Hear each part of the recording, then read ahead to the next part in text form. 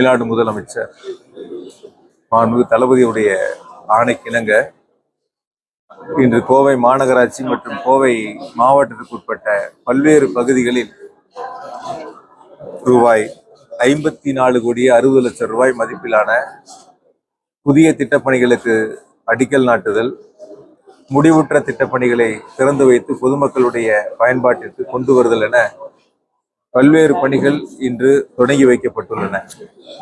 கோவை மாவட்டத்தினுடைய வளர்ச்சியில் மாண்பு முதலமைச்சர் அவர்கள் தனி கவனம் செலுத்தி ஒவ்வொரு முறையும் கோவைக்கு வருகை தருகின்ற பொழுது, அதே போல மற்ற மாவட்டங்களுக்கு செல்வதற்காக கோவை விமான நிலையத்திற்கு வருகை தருகின்ற பொழுதும் தொடர்ந்து மாவட்டத்தினுடைய வளர்ச்சியில் மதிப்புக்குரிய மாவட்ட ஆட்சித்தலைவர், மாநகராட்சியினுடைய ஆணையர் உள்ளிட்ட அரசு துறை அதிகாரிகளிடத்திலே கேட்டு செயல்படுத்த வேண்டிய திட்டங்கள், நடைபெற்று கொண்டிருக்கக்கூடிய திட்டங்கள், முடிந்த பணிகள் என தொடர்ச்சியாக ஆய்வுகளை மேற்கொண்டு விரைவாக நடைபெறுகின்ற பணிகளை முடிக்க வேண்டும் என்று அறிவுறுத்தி இருக்கின்றார்கள். அந்த வகையில் மாவட்டத்தினுடைய வளர்ச்சியில் மாண்பு முதலமைச்சர் அவர்கள் தனி கவனம் செலுத்தி வருகின்றார்கள். மாண்பு முதலமைச்சருடைய உத்தரவின் அடிப்படையில் இன்று 54,60,00,000 ரூபாய் மதிப்பிலான பணிகளை இன்று தொடங்கி வைத்திருக்கின்றோம். காலை நாங்கள் இரண்டாவது நிகழ்ச்சியாக சென்ற விநாயகபுரம் பகுதியில அங்கு இருக்கக்கூடிய பொதுமக்கள் மற்றும் இளைஞர்கள் அங்கு வட்டார போக்குவரத்து அலுவலகம் கட்டுவதற்கான அடிக்கல் நாட்டு விழா பணிகளுக்கு அந்த இடத்தை தேர்வு செய்திருந்தோம். ஆனால் அந்த பகுதி மக்கள் எங்களுக்கு விளையாட்டு மைதானமாக அந்த பகுதி வேண்டும் என்று கோரிக்கையை முன்வைத்தார்கள். அவருடைய கோரிக்கையை ஏற்றுக்கொண்டு மாற்று இடத்தில் வட்டார போக்குவரத்து அலுவலகம் கட்டுவதற்கு இடம் தேர்வு செய்கின்றோம் என்று எடுத்து சொன்னவுடன் மகிழ்ச்சியில் அவர்கள் எங்களுக்கு இந்த விளையாட்டு மைதானத்தை கூடுதலாக மேம்படுத்தி தர வேண்டும், பல்வேறு பணிகளை மேற்கொள்ள வேண்டும் என்று கேட்டுக்கொண்டார்கள். உடனடியாக நாங்கள் அதை மேற்கொள்கிறோம் என்ற உறுதி அவர்களிடத்தில் அளித்திருக்கின்றோம்.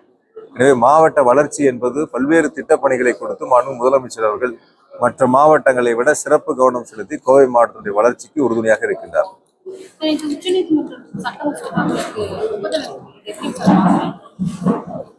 ஒட்டுமொத்த தமிழ்நாடு மட்டுமல்ல, இந்தியாவிற்கு வழிகாட்டக்கூடிய அனைத்து மாநிலங்களுக்கும் வழிகாட்டக்கூடிய ஒரு ஆளுமை மிக்க தலைவராக, ஒரு நெஞ்சுரமிக்க தலைவராக, நமது உரிமையை மீட்டெடுக்கக்கூடிய முதலமைச்சராக மாண்பு தளபதி அவர்கள் சிறப்பான ஒரு முன்னெடுப்பை எடுத்து நீதிமன்றத்தின் மூலம் நிலைநாட்டி இருக்கின்றார்கள். இது ஒரு வரலாற்று சிறப்புமிக்க தீர்ப்பு. ஒட்டுமொத்தமாக மாண்பு முதலமைச்சர் அவர்கள் இந்தியாவிற்கு வழிகாட்டி வரலாற்றில் வரக்கூடிய காலங்களில் வரக்கூடிய இளைஞர்களும் தெரிந்து கொள்ளக்கூடிய அளவிற்கு ஒரு வரலாற்றில் இடம்பெறத்தக்க வரலாற்று சிறப்புமிக்க ஒரு தீர்ப்பை பெற்று தந்திருக்கின்றார்கள். தமிழ்நாட்டு மக்களுக்கான தீர்ப்பு மட்டுமல்லாத இந்தியாவில் இருக்கக்கூடிய அனைத்து மாநிலங்களுக்கான தீர்ப்பாக மாண்பு முதலமைச்சர்கள் பெற்று தந்த தீர்ப்பை நாட்டு மக்கள் அன்போடு வரவேற்றிருக்கின்றார்கள். அரசு சார்ந்த கேள்விகள் மட்டும் கேளுங்க, அரசியல் சார்ந்த கேள்விகள் வேண்டாம். அதாவது கோவை மாவட்டத்தை பொறுத்தவரை இந்த ஆண்டு குடிநீர் பற்றாக்குறை என்பது எதுவும் வராது. ஏன்னா அந்த அளவிற்கு முன்னெச்சரிக்கை நடவடிக்கைகள் எடுக்கப்பட்டு முழுமையாக அதற்கான பணிகளை மாவட்ட நிர்வாகம் மேற்கொண்டிருக்கின்றன. தேவை ஏற்படக்கூடிய பணிகளையும் விரைவாக நடத்தி கொண்டிருக்கின்றோம். குறிப்பாக பாதாள சாக்கடை போன்ற பணிகளை விரைந்து முடிக்க வேண்டும் என்று அறிவுறுத்தப்பட்டு அந்த பணிகள் சிறப்பாக விரைவாக நடைபெற்றுக் கொண்டிருக்கின்றன. எனவே இந்த ஆண்டு மட்டும் கோவை மாவட்டத்தை பொறுத்தவரை எந்த விதமான குடிநீர் பற்றாக்குறையும் ஏற்படாது.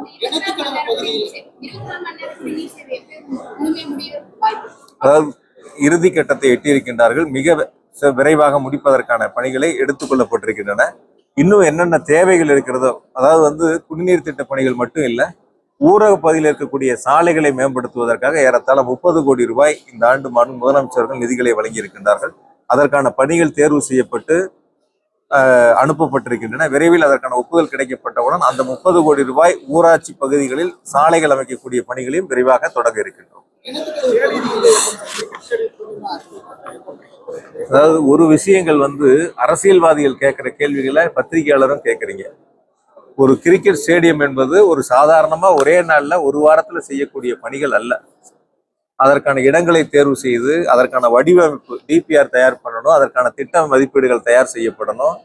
அந்த கிரிக்கெட் மைதானத்தை நாம் பயன்பாட்டிற்கு கொண்டு வர வேண்டும் என்றால் அந்த கிரிக்கெட் வாரியத்தினுடைய ஒப்புதலை பெற வேண்டும். இது மாதிரி பல்வேறு பணிகள் இருக்கின்றன. பொதுவாக பத்திரிகையாளர்னா அரசியல்வாதிகள் கேட்கிற கேள்விகளை போல எந்தெந்த பணிகள் எத்தனை நாட்கள் இருக்கு, யாருடைய ஒப்புதல் வேண்டும்ங்கிறது இருக்கு. பயன்பாட்டுக்கு கொண்டு வந்து கட்டடத்தை முடிச்சுட்டு மைதானத்தை திறந்து வச்சா மட்டும் பயன்படுத்த முடியாது. கிரிக்கெட் வாரியத்தினுடைய ஒப்புதலை பெற்றால்தான் சர்வதேச அளவிலான விளையாட்டு போட்டிகளை நாம் நடத்திட முடியும். அதற்கான அனைத்து கட்ட பணிகளையும் நிறைவு கட்டத்தை எட்டியிருக்கின்றன. விரைவில் அதற்கான பணிகளை தொடங்க இருக்கின்றோம்.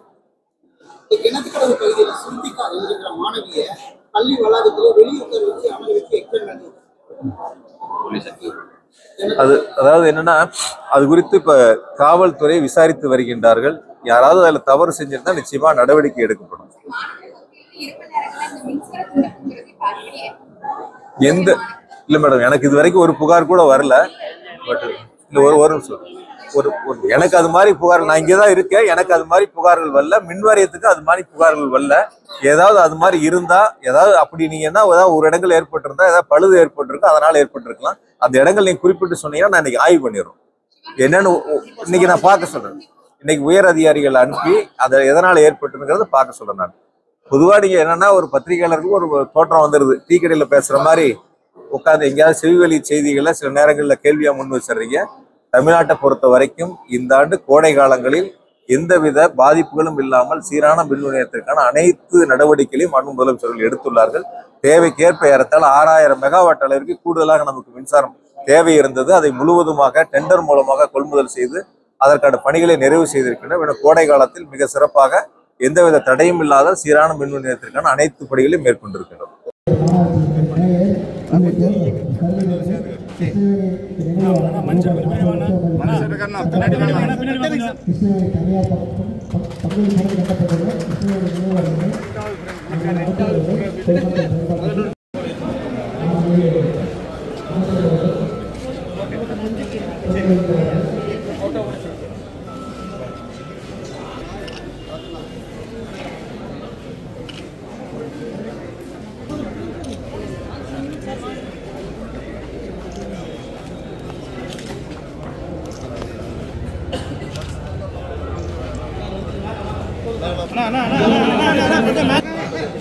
சார் கொஞ்சம் வைடாவே நில்லுங்க சார், உள்ள வர அண்ணா ஒரே நிமிஷம் அண்ணா, இங்க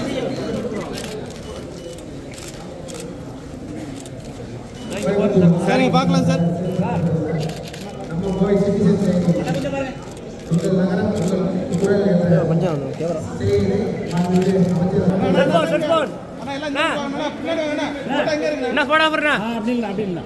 அக்கா கேமரா கேமரா கேமரா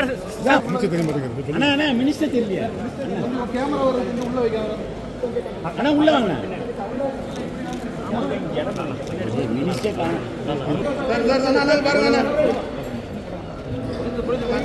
பாருங்க பாருங்க sir sir sir please sir Anna sir sir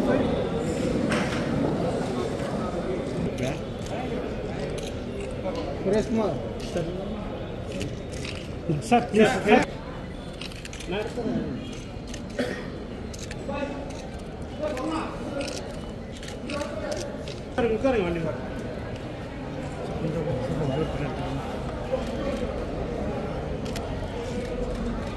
சரி